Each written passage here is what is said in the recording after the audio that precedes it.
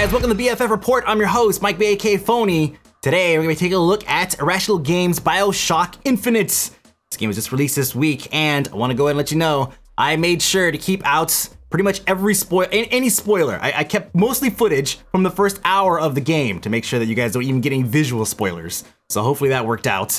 Well, let's go ahead and take a look. She jumped up here while I'm filming, so she gets to be in it. All right, let's take a look. BioShock Infinite is getting nothing but excellent reviews and perfect scores and 0 dislikes from practically everybody that's reviewing the game. And I have to admit, once I had it installed and I fired it up, I was just thinking, you know what, I'm gonna find something wrong with this game and I'm gonna get crucified for mentioning it because nobody else is talking about whatever it is that I'm gonna find. Because you find stuff. You always find stuff. There's no such thing as a perfect game. This includes BioShock Infinite. But let's start with the technical stuff first. They gave you a benchmarking utility, which is awesome, and they gave you an FOV slider, something that a lot of games don't give you, and you have to jump into an INI file and modify it, which is a pain in the ass. But even with that, and this is personal preference here, I didn't quite go as high as I like it, so I had to go through and modify it myself. So all the footage you're gonna be watching here is with a dramatically increased FOV. And they also have a couple items here to help you with immersion value, I guess we would call it, right? You could turn off or turn on damage percentages. You could turn off health bars above your enemies. You could turn off flashing things that you could actually go interact with.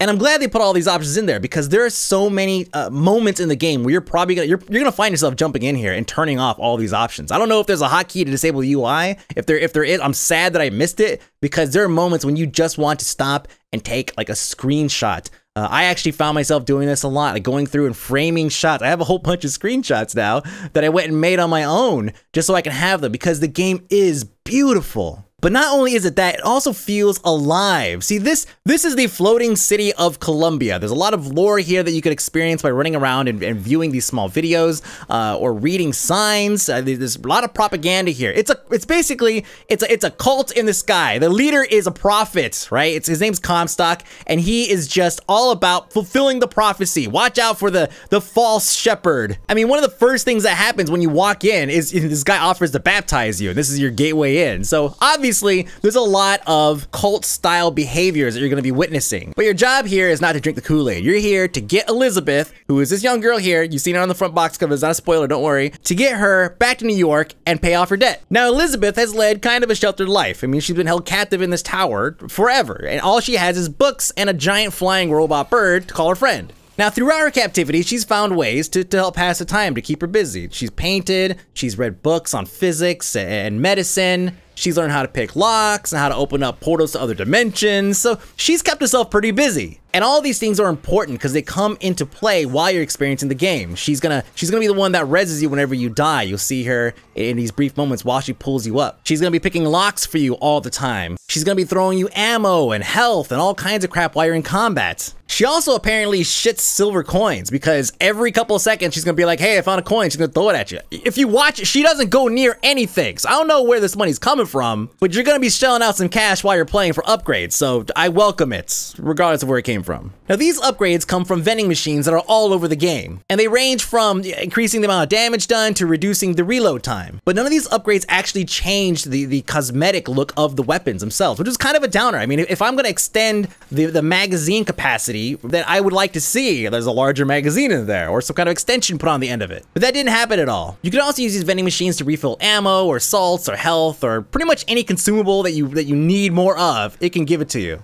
You'll also find gear upgrades, and these are all over the place as well. And they don't cost anything. You're just gonna find what looks like a kind of a lunch box, and you open it up, and there's gonna be a piece of gear in there. And one example is there's a hat that when you wear it, occasionally when you hit somebody in the face, you'll set them on fire. That's kind of cool, right? Another one would be anytime your shields go down, you have a bonus to your sprint speed. And you have a handful of slots, and these are all like, hats, shirts, pants, shoes, so you could swap them out as you play and as you collect them, basically at will. The last thing you upgrade is your vigor abilities. Now, vigor is basically equivalent to like magic of sorts. It gives you all of these different abilities based off of whichever one you have equipped. And you're gonna be picking these things up as you play the game. You get a couple right off the bat, and then it kind of spreads itself out a little bit. You're gonna get one like at the 3-hour mark, and then at the 4-hour mark, all the way up until I think even at like the 10-hour mark, I was getting an extra vigor ability. And it's important to try to master these things. Like get used to swapping them out whenever you need them. Get used to their charge abilities versus their just standard one-shot abilities. Because as you get to the later game, you're going to absolutely need to know how these things work and how to use them against whatever different type of enemy you're facing, because you're gonna get yourself into situations that you can't simply shoot your way out of.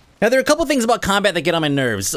Some elements feel a little bit out of place or disjointed, or they just don't quite work the way I would expect them to. For example, sprinting. Whenever you want to sprint, you just tap shift and it'll just sprint, and that's it. Yeah, I don't have to hold down shift. I personally like to have the option because I like to actually hold down shift all the time. And the reason why is because every game that has a shift lock run ability will turn it off the second you brush up against something. And that annoys me. It's like, if I want to run. If I clip a curb, don't stop me from running. It's annoying. The second thing is iron sights. There is virtually no need for iron sights in this game. Every weapon shoots just as accurate without it, unless you need to zoom in on something like a sniper rifle or using the RPG, or even maybe if you just want to zoom in further to make sure you're getting a headshot or something, right? Every weapon will actually shoot just as accurate from the hip than using iron sights. Now, you're probably wondering why I'm bringing this up. Okay, so don't use it, right? If you don't need to, don't use it. Well, the reason why is because it stuck out to me after I noticed that the QTE events, or the scripted events that happen every time you fight somebody, whenever they get into out of a staggered state or low on health, you have the option to perform a finishing move. But the thing is, it happens at such a small percentage of their health, typically they end up dying before you can pull it off anyway. So I almost feel like there are a couple items in combat that were just kind of bolted on to please the more modern crowd. I like these things. I like iron sights. I like finishing moves. I do. But they just feel kind of tacked on here. The AI in the game is also a bit weird, not just with enemies, but also with, there's a lot of scripted events and things that occur as you walk around. You experience people talking and all that stuff. But anytime you try to intervene, you tend to throw things off a little bit, especially with Elizabeth. So Elizabeth, again, she's sheltered. She's pretty sensitive to violence. She'll tell you like right away. She'll be like, "Oh my God, you're killing people. That's crazy. I guess I have to try to get used to it."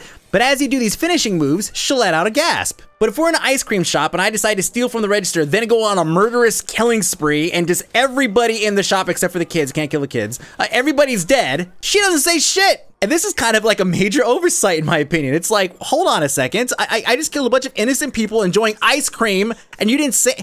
She should have left. You know what should have happened? They should have made it so that whenever you do something that's too cruel or whatever, that she takes off and she's like, you know what, forget it. And then you have to start over. Like, I think that would have been pretty fair. It doesn't make sense for me to be able to go through this game and murder everybody in cold blood and not have to pay for it. And you know, it's funny, I actually thought that it would make sense in the context of the entire story, the entire narrative of the game once it got to the end. It doesn't.